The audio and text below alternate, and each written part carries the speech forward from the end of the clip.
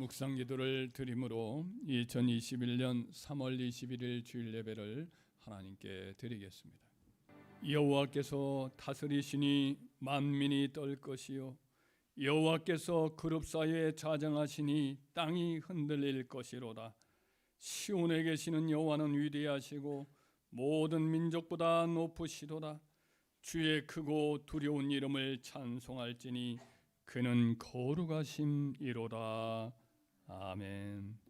전능하사 전지를 만드신 하나님 아버지를 내가 믿사오며 그 외아들 우리 주 예수 그리스도를 믿사오니 이는 성령으로 잉태하사 동정녀 마리아에게 나시고 본디오 빌라도에게 고난을 받으사 십자가에 못 박혀 죽으시고 장사한 지 사흘 만에 죽은 자 가운데서 다시 살아나시며 하늘에 오르사 전능하신 하나님 우편에 앉아 계시다가 저리로서 산자와 죽은 자를 심판하러 오시리라. 성령을 믿사오며 거룩한 공예와 성도가 서로 교통하는 것과 죄를 사하여 주시는 것과 몸이 다시 사는 것과 영원히 사는 것을 믿사옵나이다. 아멘. 하나님의 말씀은 마태복음 21장 33절에서 46절 말씀이 되겠습니다. 신약 성경 36페이지를 찾으시기 바랍니다. 함께 봉독하겠습니다. 다른 한 비유를 들으라. 한 집 주인이 포도원을 만들어 산울타리로 두르고 거기에 집자는 틀을 만들고 망대를 짓고 농부들에게 새로 주고 타국에 갔더니 열매 거둘 때가 가까움에 그 열매를 받으려고 자기 종들을 농부들에게 보내니 농부들이 종들을 잡아 하나는 심히 때리고 하나는 죽이고 하나는 돌로 쳤거늘 다시 다른 종들을 처무다 많이 보내니 그들에게도 그렇게 하였는지라. 후에 자기 아들을 보내며 이르되 그들이 내 아들은 존대하리라 하였더니 농부들이 그 아들을 보고 서로 말하되 이는 상속자니 자 죽이고 그의 유산을 차지하자 하고 이에 잡아 포도원 밖에 내쫓아 죽였느니라. 그러면 포도원 주인이 올 때에 그 농부들을 어떻게 하겠느냐. 그들이 말하되 그 악한 자들을 진멸하고 포도원은 제때 열매를 바칠 만한 다른 농부들에게 새로 줄지니이다. 예수께서 이르시되 너희가 성경에 건축자들이 버린 돌이 모퉁이의 머릿돌이 되었나니 이것은 주로 말미암아 된 것이요 우리 눈에 기이하도다 함을 읽어본 일이 없느냐. 그러므로 내가 너희에게 이르노니 하나님의 나라를 너희는 빼앗기고 그 나라의 열매 맺는 백성이 받으리라. 이 돌 위에 떨어지는 자는 깨지겠고 이 돌이 사람 위에 떨어지면 그를 가루로 만들어 드리라 하시니 대제사장들과 바리새인들이 예수의 비유를 듣고 자기들을 가리켜 말씀하신 줄을 알고 잡고자 하나 무리를 무서워하니 이는 그들이 예수를 선지자로 알미었더라. 아멘. 하나님 감사합니다. 오늘 주 앞에 모인 저희들 한 사람 한 사람 이름으로 넣으시고 주께서 만세에 택정하여 불러주신 주의 백성들 이오니 주여 저희들에게 한 사람 한 사람 신령한 은혜와 이 땅이 기름진 목으로 복을 내려 주시옵소서. 내 말을 들으면 그 믿고 따르면 너희 모두가 그 말씀으로 인하여 자유하게 되리라고 역사했사오니 약속했사오니 이 시간 말씀을 통하여 우리 자신이 자유케 함을 입게 하시고 주님의 진실한 제자로 또 새롭게 세워지는 은총도 허락하여 주옵소서. 예수님의 이름으로 기도 올립나이다. 아멘. 서로 인사합시다. 주님의 이름으로 사랑합니다. 주님의 이름으로 사랑합니다. 주님의 이름으로 사랑합니다. 아멘. 또 인터넷으로 예배를 드리는 성도에게도 인사를 드립니다. 주님의 이름으로 사랑합니다. 아멘. 지난주일에 우리는 이 본문의 말씀을 한번 살펴본 바가 있습니다. 예수님께서 6월절 마지막 6월절에 예루살렘에 참석하셔서 거기서 이제 그 대제사장들과 또 장로들이 예수님에게 시비를 걸려고 이제 말씀을 전하는 중에 찾아보지요. 그리고는 예수님에게 무슨 권위로 이런 일을 행하느냐고 따져 물었습니다. 그리고 예수님이 그들에게 이제 세례 요한에게 그들이 대한 태도를 이제 언급을 하면서 세례요한이 무슨 권위로 그와 같은 세례를 주고 하나님 말씀을 전했느냐라고 되묻습니다. 세례요한의 권위에 대해서 인정하면 자연스럽게 예수님에 대한 권위를 인정할 수밖에 없기 때문에 그가 하늘에서 왔는지 아니면 사람 스스로 자기 스스로 그와 같은 일을 행했는지 우리가 모르겠다 이렇게 그들이 대답을 합니다. 하나님 앞에 모르겠다는 말은 나중에 통하지 않습니다. 하나님이 다 이미 증거를 보여주셨고 또 수없이 많은 가르침을 우리에게 주셨기 때문에 장차 우리가 마지막 심판날에 난 모르겠습니다, 나는 몰랐습니다, 이 말로 다 통하지 않습니다. 그래서 예수님이 이제 그들에게 그들의 죄를 지적을 하고 깨우치고 그들의 완악함을 책망하기 위해서 비유의 말씀을 이렇게 덧붙여 말씀을 하신 것이 지난주에 우리가 함께 살펴보았던 오늘 우리가 읽었던 포도원 농부들에 관한 그런 비유의 말씀입니다. 우리가 중반까지 이제 초반부의 여러 가지 교훈들을 살펴보았습니다. 그런데 오늘은 이게 중반부에서 이제 일컫는 바 말씀을 살펴보면서 이 교훈이 주시는 여러 가지 가르침을 함께 묵상하는 시간을 갖도록 하겠습니다. 첫째로 하나님께서는 이제 마지막으로 자기 아들을 하나님의 포도원인 이스라엘 백성들에게 보내주셨다는 것이죠. 37절을 함께 읽겠습니다. 후에 자기 아들을 보내며 이르되 그들이 내 아들은 존대하리라 하였더니. 우리가 이쪽에 아까도 읽어보았지만은 하나님이 이제 포도원 주인으로 자기를 이렇게 상징해서 말씀을 하고, 포도원은 이스라엘이 하나님의 택한 교회를 가리키죠. 구약교회죠. 이스라엘은 단지는 한 나라 부족이 아닙니다. 그들은 하나님의 선택받은 성민이지요. 그래서 나라이기 전에 그들은 이스라엘은 하나님의 이제 교회를 가리킵니다. 하나님의 집이지요. 그리고 집을 다스릴 수 있도록 이제 지도자를 주셨습니다. 그들이 이제 영적 지도자는 제사장이나 또 백성의 지도자인 이스라엘의 목자죠. 이스라엘 왕이 하나님을 자기 왕으로 모시고 사는 거지, 자기가 세상의 임금들처럼 세상 나라의 왕처럼 자기가 스스로 왕된 것이 아니거든요. 그래서 그들 역시 하나님이 세운 자요, 그들 위에 하나님이 있음을 믿고 백성을 다스리는 종에 불과했습니다. 그래서 이제 하나님의 포도원을 잘 다스리도록 했어요. 그러나 그들에게 이제 하나님이 요구하시는 바가 있지요. 포도원의 농부들이 바로 그런 자들인데, 그들이 제때 이제 포도원 주인에게 이와 같이 농사를 지은 것을 열매를 바치는 것이 당연하죠. 세를 바치는 거죠. 그런데 그 세는 어떤 거예요? 말하자면 이스라엘 백성들이 하나님 앞에 바칠 열매는 뭐냐면 하나님 백성답게 사는 거예요. 세상 사람들과 같이 우상 숭배하고 잡신 숭배하고 점치고 이런 일을 하면 안 되는 거예요. 세상 나라 사람들처럼 서로 미워하고 비방하고 욕하고 이기적으로 욕심을 내고 살고 탐욕을 내어서 다른 사람 괴롭게 하고 피눈물 나게 하고 이런 것을 하면 안 되는 거지. 공의와 홍법을 따라 살고 서로를 사랑하고 어렵고 힘든 이들을 위해서 기도해주고, 이와 같은 하나님 백성다움의 열매를 맺는 것, 이것이 이제 하나님이 바라시고 구하시는 열매인 줄 믿습니다. 하나님이 그런 일을 당연히 할 수 있는 것은, 이스라엘 백성은 원래 나라 없는 한 부족이었고 애굽에서 종노릇하던 사람들입니다. 그런데 하나님의 권능으로 그들을 이끌어내서 가나안의 땅의 그 가나안 7족속들 열매를 맺지 않고 악하고 음란한 그런 열매를 맺으니까 그들을 이제 내쫓고 그들에게 기회를 주신 거예요. 그러나 그 땅 주인은 누구예요? 여전히 하나님이십니다. 너희는 토지를 영구히 팔지 말지니 모든 토지는 내 것이라, 이렇게 말씀을 했습니다. 그래서 그 땅에서 이제 짓지 않은 포도원, 또 짓지 않은 집, 가꾸지 않은 그와 같은 여러 목초지, 이런 것들에서 그들은 이제 마음껏 그 땅에서 누리며 살았어요. 하나님이 다 해주셨어요. 이 포도원의 예처럼 뭐 다 포도원을 할 수 있도록 다 하나님이 예비를 하시죠. 터도 닦고 울타리도 세우고 포도원 집을 짤 수 있는 집틀도 다 이게 아주 바위를 깎아가면서 만드는 거거든요. 그렇게 만들고 뭐 농토도 아주 기름지게 만들고 길도 닦고 다 했어요. 그리고 이스라엘 백성들은 원래 그 하나님의 율법에 의하면 5년째부터 이제 열매를 맺습니다. 3년까지는 이 마치 할례 받지 못한 땅처럼 그들은 열매를 거두면 안 됩니다. 4년 차는 이것은 이제 하나님께 바치는 거예요. 그냥 내버려 두는 것이거나 하나님께 드리는 것이죠. 5년째부터 열매를 자기들이 먹을 수 있도록 이렇게 허락을 하였어요. 그러니까 그 기간 동안에 농부들에게 세를 줬을 때 그들에게 그 한 5년 동안 농사만 짓게 되니까 뭐 열매를 세를 받지도 않고 5년째부터 이제 세를 받도록 열매를 바치도록 그렇게 요구를 했음이 분명합니다.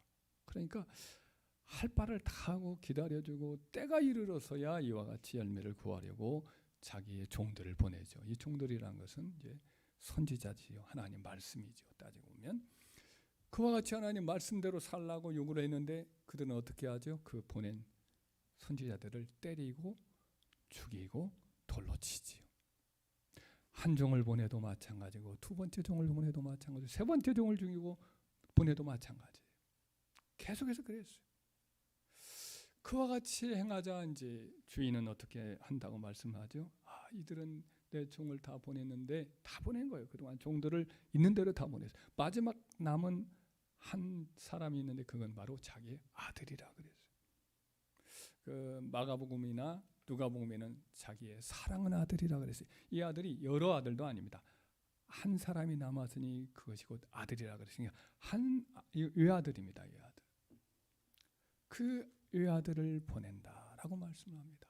그분은 바로 누구를 가리키죠? 예수님, 바로 우리 주 예수님을 가리키는 거죠. 하나님이 자기 백성이 이스라엘 백성들에게 열매를 거두려고 했는데 선지자를 보내도 그들이 때리고 죽이고 그와 같이 박해를 하니까 그렇게 보내다가 마지막으로 하나님이 보내신 것은 자기의 외아들인 독생 성자 예수님인 줄 믿습니다. 그런데 그 예수님을 어떻게 그들이 대우하죠? 오늘 본문의 말씀에 보니까 아들을 보냈더니 그 포도원 농부들이 뭐라고 말하죠?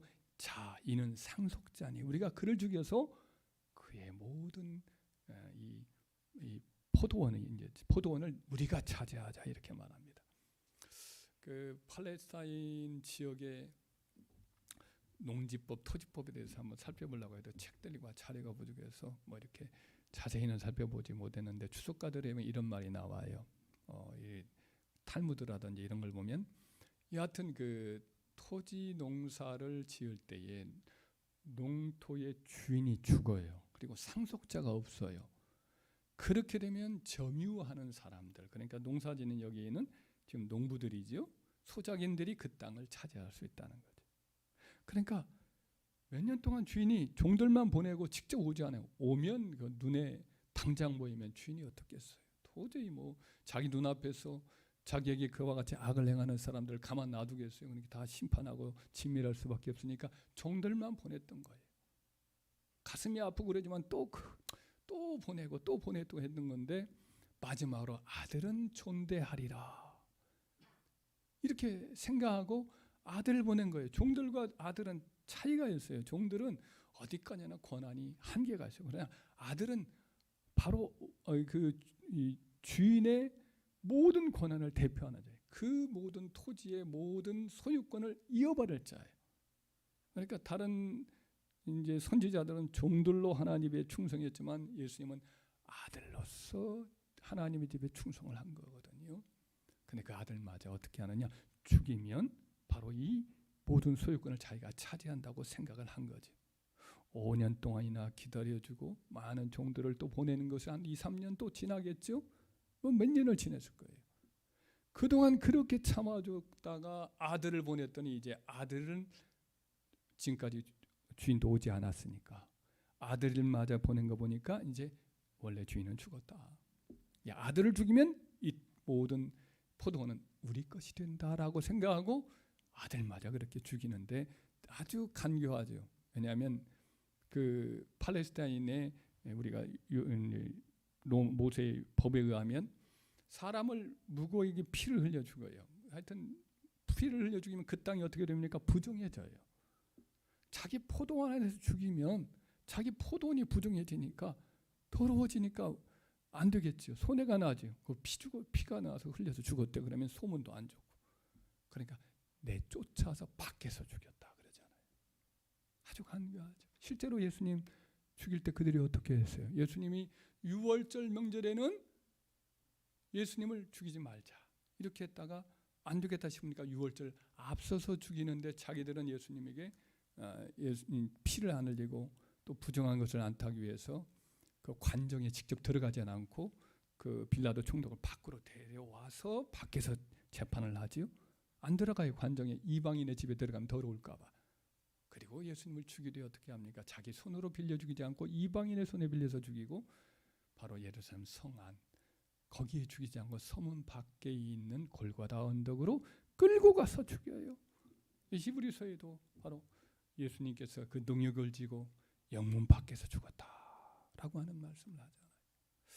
그러니까 이 모든 것들이 아주 간교해요. 그들이 행했던 것들은 자기들은 손에 피를 묻히지 않고 남에게 피를 묻혀서 죽이면서 그 모든 소유권을 다 차지하려고 하는 거죠.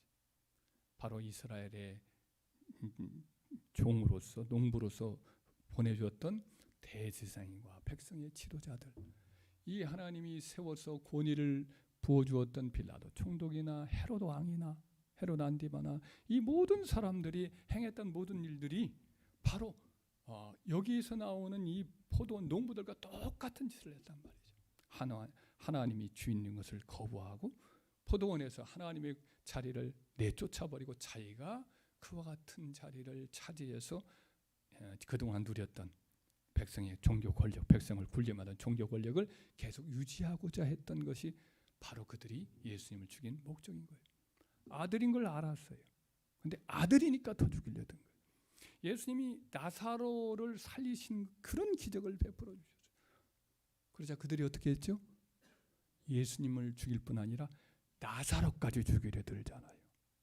죽은 자를 살리는 이것은 보통 일이 아니잖아요.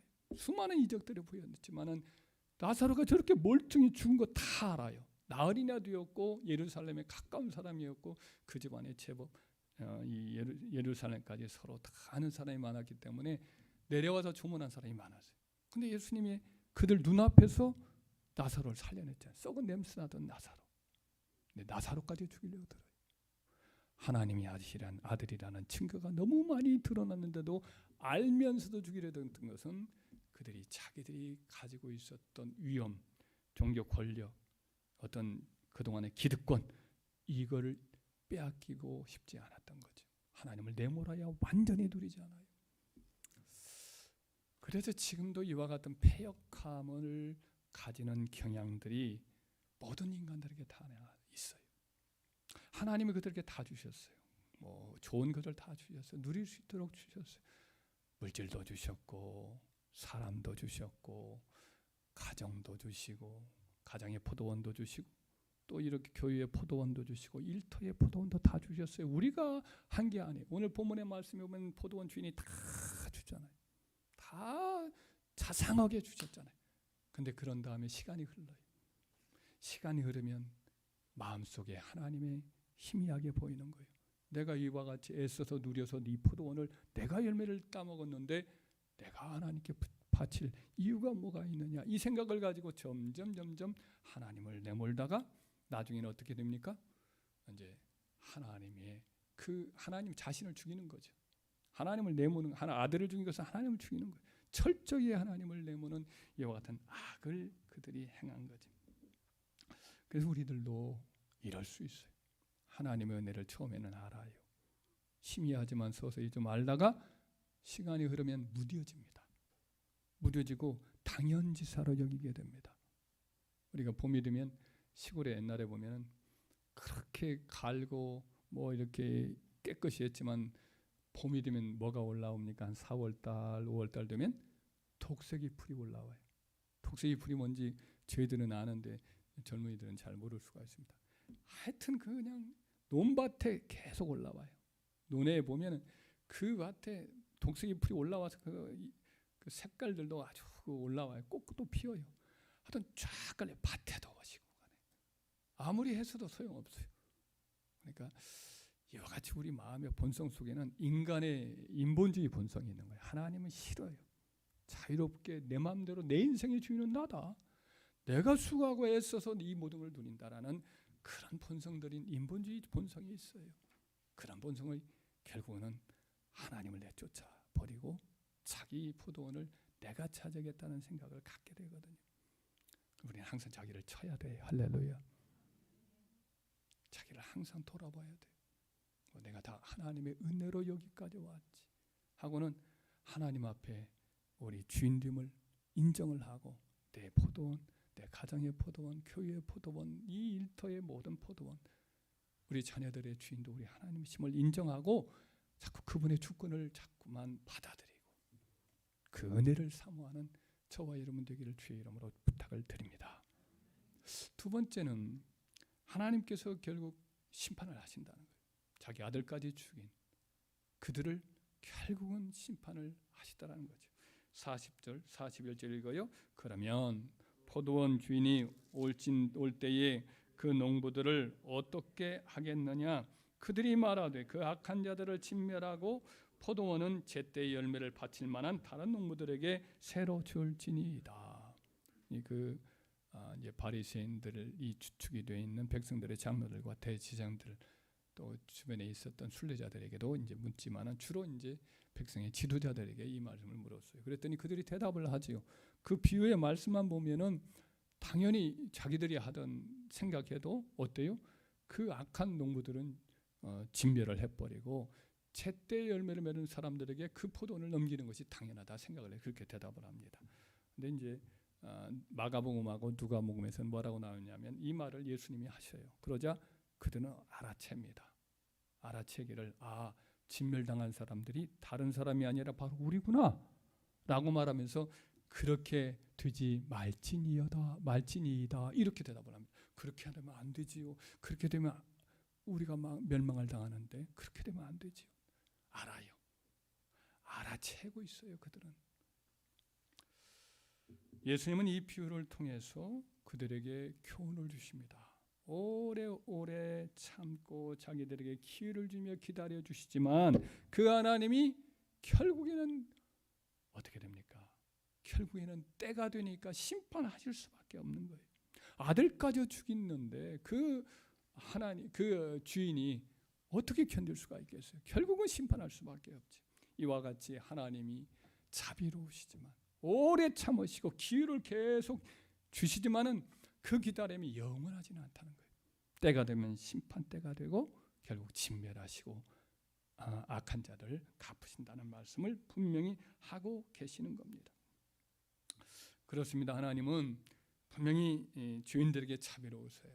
긍휼이 많으신 분이시죠. 하지만은 공의로우신 하나님이시잖아요. 그래서 때가 되면 엄정하게 심판을 하시는 거예요. 이스라엘 백성들의 역사 속에 그 일이 얼마나 명백히 드러납니까? 하나님은 오래 참으세요. 북이스라엘 솔로몬의 범죄로 인해서 북이스라엘 10지파가 따로 이렇게 떨어져 나가서 독자 정부를 이루고 살죠. 남쪽에는 이제 다윗의 가문에 의해서 지도함을 받는 유다 지파가 있고 북이스라엘 10지파들 가운데에서 계속 하나님이 선지자를 보냅니다. 엘리야 선지자도 보내고 엘리사 선지자를 보내고 남쪽에서 이 뽕나무를 가꾸던 아모스 선지자를 보내기도 하고 여러분이 잘 알고 있는 고레베 속에 들어갔다 나왔던 요나 선지자도 보내기도 하고 계속해서 보내요. 그런데도 말 들어먹습니까? 안 들어먹습니다. 그러자 결국에는 어떻게 아수르 제국에 그 나라가 넘어가죠. 그러기 이전에도 얼마나 애가 타면서 선지자들을 통해서 하나님이 자기의 아픈 마음을 호소합니까? 돌아오라고 외칩니까? 그래도 돌아오지 않으니까 결국에는 아수르 나라에 망하죠. 남유다도 한 200년까지 기회를 줘요. 근데 결국은 듣지 않으니까 에레미야 선지자를 통해서 그렇게 애타게 말해도 듣지 않으니까 선지자를 통해서 예고했던 대로 바벨론의 나라가 이제 망해버리죠. 수없이 죽고 끌려가고 그렇게 결국은 심판을 당하고 맙니다. 그래도 하나님이 끌려가기 전에 그 이전에도 벌써 70년 기한을 하나님께서 거기에서 보내다가 돌이켜서 곧도로 돌아온 은혜를 주시겠다라고 말씀을 해요. 그 말씀을 하나님이 지킵니다. 그들이 공로가 있어서 그런 것이 아니라 하나님이 긍휼히 여기셔서 약속을 주시고 그 약속을 신실히 지켜줘요. 돌아와요. 값없이 그들이 풀려나요. 돌아와서 또 시간이 흐르니까 또 안 하게 돼요. 그래서 예수님 오실 때는 400년이 흐르는데 그때에 말라기 선지자를 보내기도 하고 세례요한을 보내기도 하고 결국 예수님을 보내시잖아요. 그래도 그들은 완악해서 예수님까지도 십자가에 못 박혀 죽이는데 바로 그들은 앞장을 서지 않아요. 그래서 결국은 40년 후에 그들이 전부 멸절을 당하고 2000년 동안 나라 이런 그런 서름을 당하면서 각 곳에 흩어지고 있다가 여러분들이 다 알다시피 1940여 년, 35년부터 시작된 30년대 후반에 시작되었던 그 나치의 공격으로 인해서 유럽 각처에 있었던 유대인들은 전부 끌려가던 폴란드에서, 오스트리아에서, 프랑스에서 유대인들은 피만 좀 섞이면 다 끌려가서 그 고통을 겪는 그 어려움도 겪잖아요. 그래서 1945년도에 들어서야 비로소 하나님이 다시 우리나라도 일본으로부터 해방되면서 다시 이스라엘도 해방되어서 오늘에 이르고 있습니다. 그러니까 하나님 오래 참으시긴 해요. 하지만은 때가 되면 하나님이 심판하시는 거예요. 반드시 거기에 대한 징계가 무섭게 임할 수가 있다는 거죠. 나라도 그렇고요, 가문도 그래요.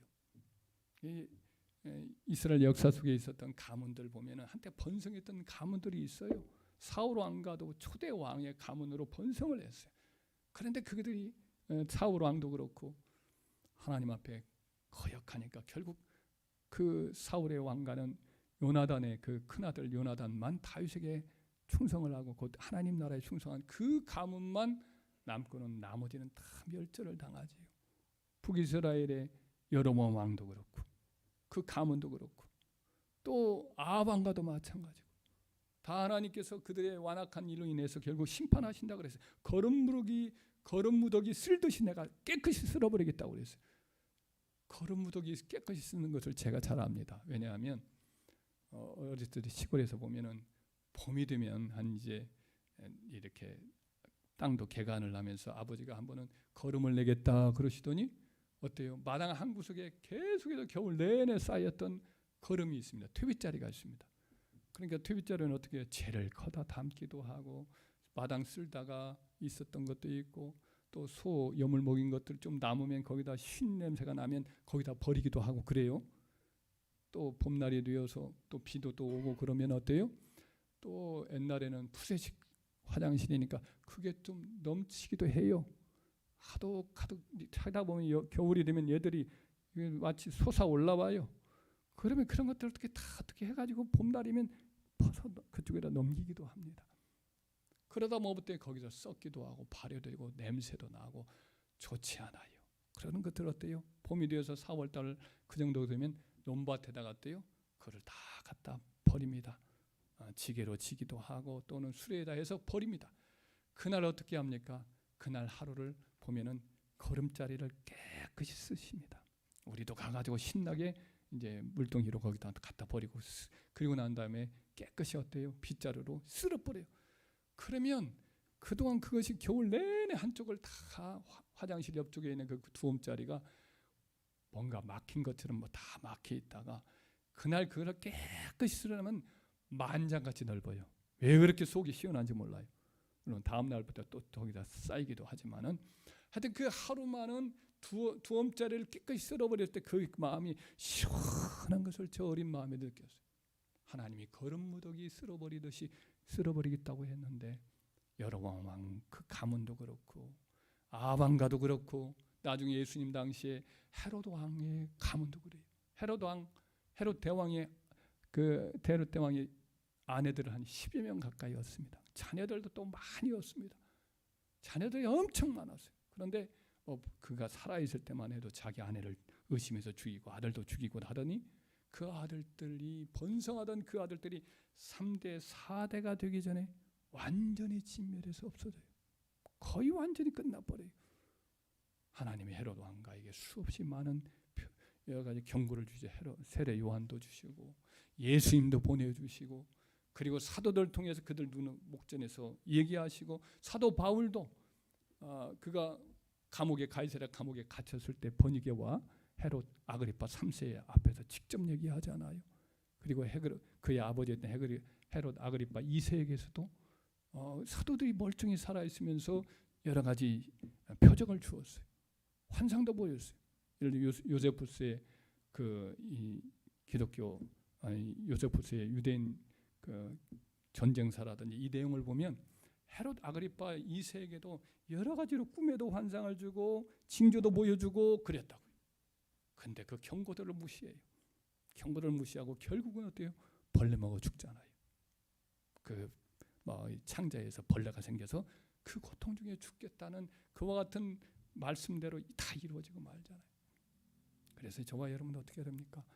개인도 마찬가지고 가문도 마찬가지고 나라도 마찬가지. 기회를 줍니다. 하나님께 돌아오도록 옆에서 여러 가지의 말씀으로 기회를 줘요. 사건 사고를 통해서도 주시기도 하고 하나님의 종들의 말씀을 통해서도 주시기도 하고 성령의 감동으로 혹은 책망으로 이와 같이 우리를 부르시는 말씀들을 주시죠. 그럼 돌이켜야 되는데 계속해서 완악하게 하나님을 내몰고 거역하고 그렇게 되면 때가 이르면 심판이 이른단 말이에요. 잠언서 29장 1절 말씀에 이르기를 목이 곧고 책망을 받지만은 자주 책망을 받아도 목이 곧은 자는 그가 심판을 당하되 피할 길이 없으리라라는 말씀이 있잖아요. 그래서 우리는 우리 자신을 이렇게 돌아보고 성경의 말씀이나 우리의 역사 속의 여러 가지 가문이나 개인들에게 있는 모든 일들을 우리가 경계로 삼고 우리 자신을 자꾸만 돌이켜야 할 줄 믿습니다. 하나님이 오래 참으시는 분이죠. 자비로우신 분이시죠. 그러나 또한 공의로우신 하나님, 때가 되면 심판하시는 행한 대로 갚으시는 하나님이신 것을 기억하고 우리는 하나님을 오랫도록 계속 시험하지는 말아야 할 줄 믿습니다. 기회가 주어질 때 그 기회를 붙잡아야 돼요. 영적인 기회를 붙잡아야 돼요. 그래서 신속하게 두렵고 떨림으로 돌이켜서 주님께 꼭 붙어서 떨어지지 않는 저와 여러분이 되기를 주의 이름으로 축원합니다.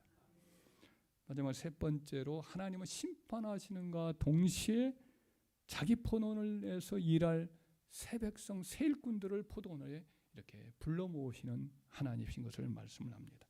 41절에 보면 대제사장과 백성의 장로들이 말하기를 그 악한 자들을 진멸하고 포도원은 제때의 열매를 바칠 만한 다른 농부들에게 새로 줄지니이다 라고 말을 해죠.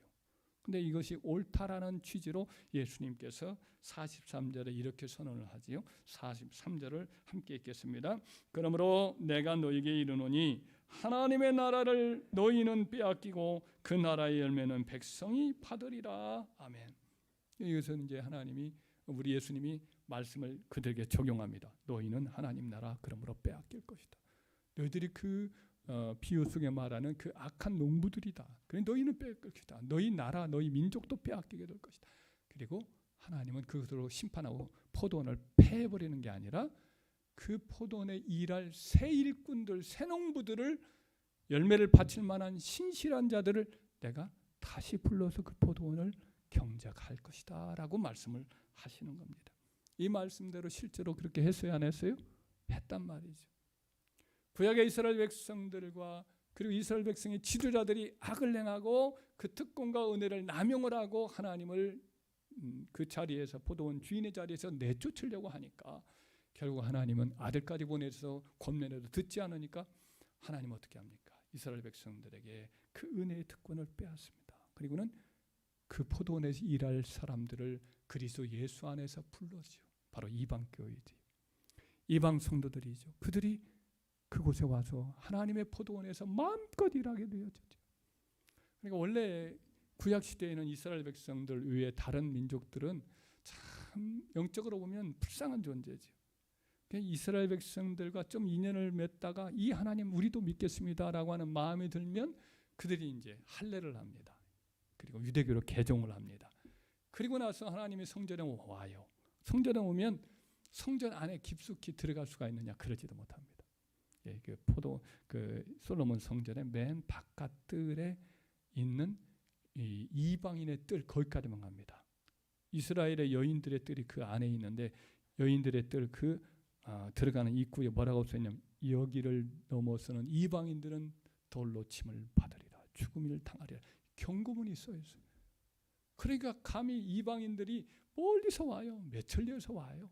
하나님께 예배드리려고 가장 저축하고 애쓰다가 한 번 와요. 그러나 안에까지도 못 들어가고 밖에서 예배를 드리는데 그나마도 이 악한 대제사장들 이들은 그나마도 그 땅을 장사꾼들에 넘겨서 그렇게 예배를 못 드리고 하니 우리 주님이 가슴 아파하고 그 장사치들을 다 내몰았던 것이 아닙니까? 그러니까 참 불쌍했죠, 이방인들은. 그런데 이제 어떻게 말합니까? 그들이 이와 같이 원래 그들이 열매를 맺지 아니하니 하나님은 예수 안에서 이방인과 유대인 사이에 모든 막혔던 담을 헐어버리고 이방인들도 한 백성, 하나님의 성령 안에서 하나님의 한 백성이 되고 천국의 동일한 시민이 되어서 하나님을 마음껏 섬길 수 있도록, 열매를 맺을 수 있도록 그들을 불러 세우시는 거예요. 할렐루야. 그렇습니다. 하나님은 심판하시는 것으로 끝나지 않습니다.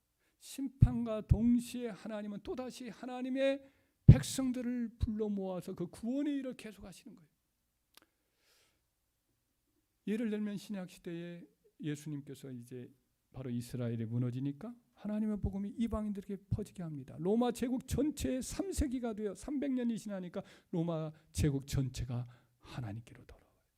그리고는 저 캄캄했던 문명의 미개인이 문명의 오지였던 저 서부 유럽에 복음이 들어가요. 복음이 들어가면서 맨 처음에는 프랑스의 전신인 프랑크 왕국이 하나님께 돌아와서 복음의 꽃이 좀 피지. 그리고는 독일이 꽃이 피고 그 다음에 네덜란드가 꽃이 피고 영국이 복음의 열매를 많이 맺고 대서양 건너서 미국에서 복음의 큰 열매를 맺습니다. 그리고 그 열매가 우리나라까지 돌아와서 우리나라에서도 열매를 맺는 이런 은혜가 있게 된 줄 믿습니다.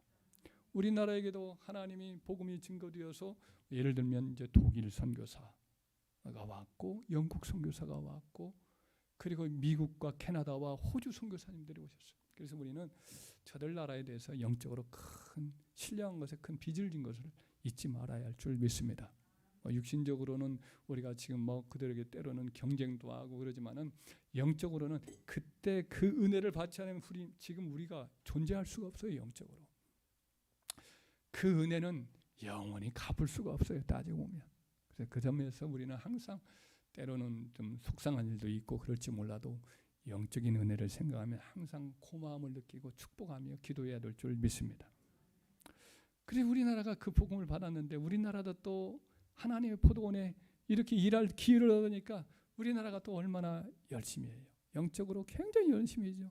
칠성 할머니에게도 아침마다 일어나서 기도하던 민족 아닙니까? 새벽마다 일어나서 치성드리니까 우리나라가 예수 믿게 되니까 어때요? 잡신들에게도 그렇게 열심을 내었는데 우리가 살아계시고 참되신 하나님께 어찌 그냥 말려하고는 선교사님들이 와서 부흥회를 열면 아침 내내 어디들 가요? 새벽에 와서 어디를 가요? 왜요? 성전에 가서 기도한다고 가는 거예요.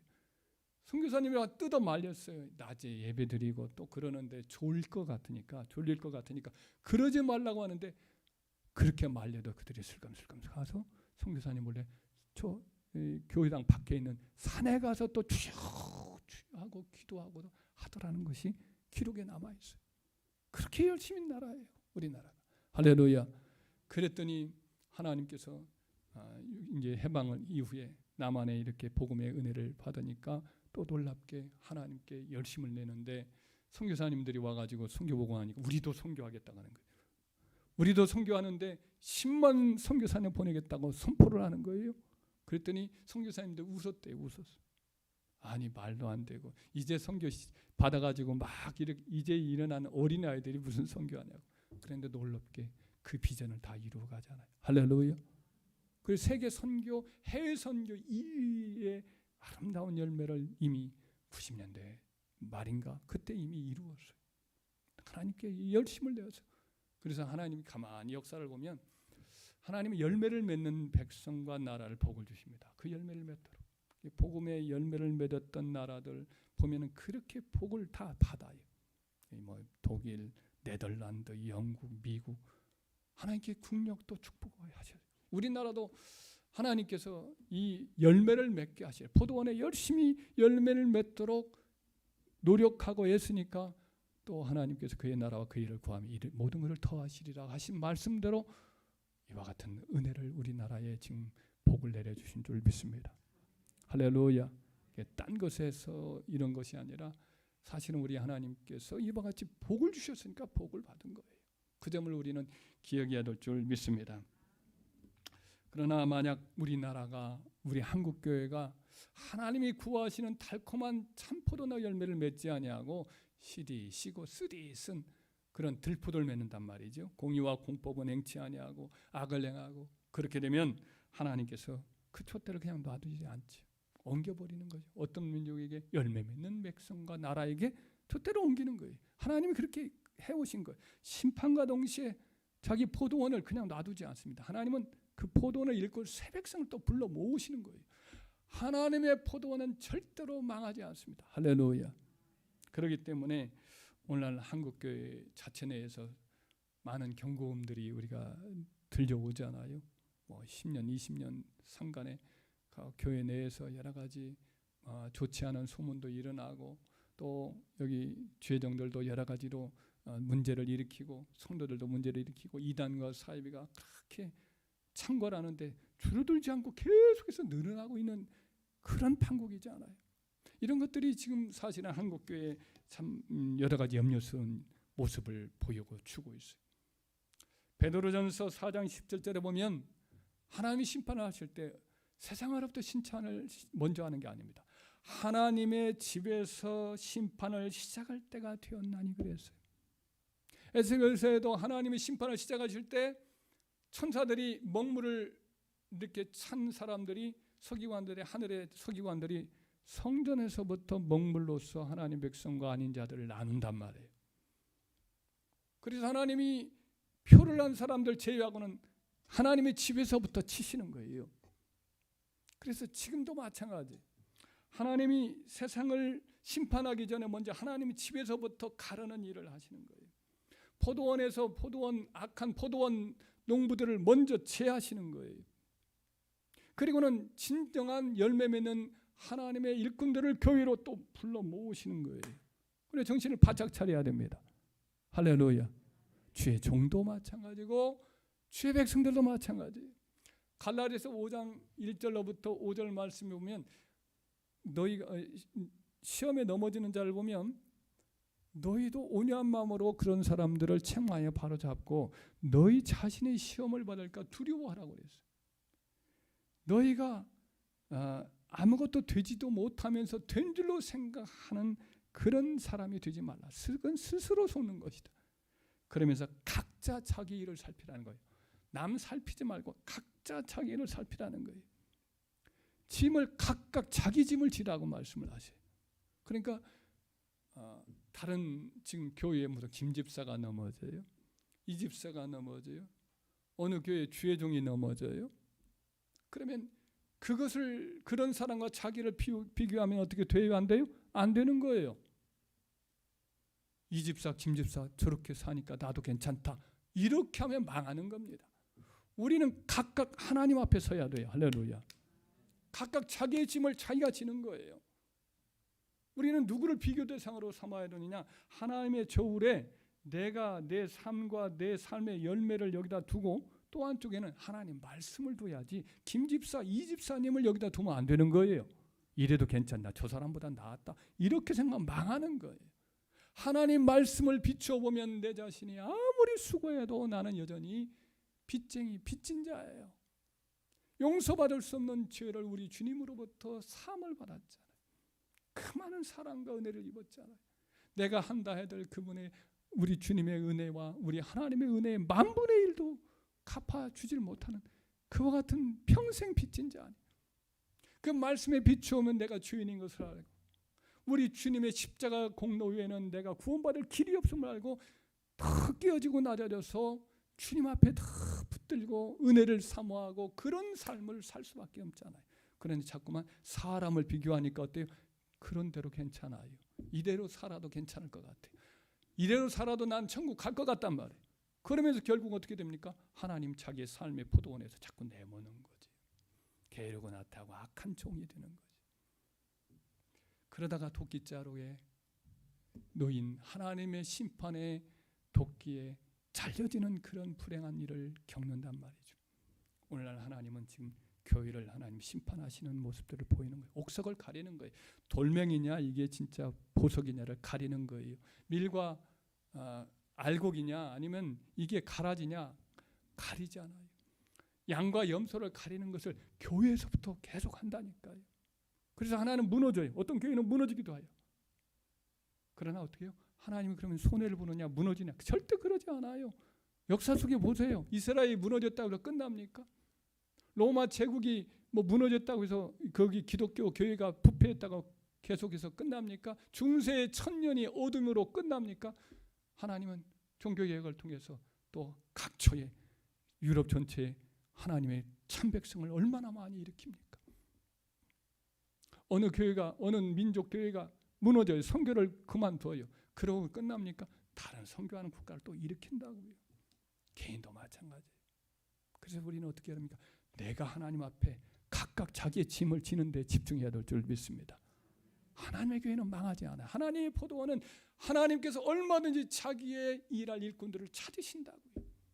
그러므로 우리는 하나님 앞에서 내 짐을 제대로 지겠다라는 결심을 새롭게 해야 될 줄 믿습니다.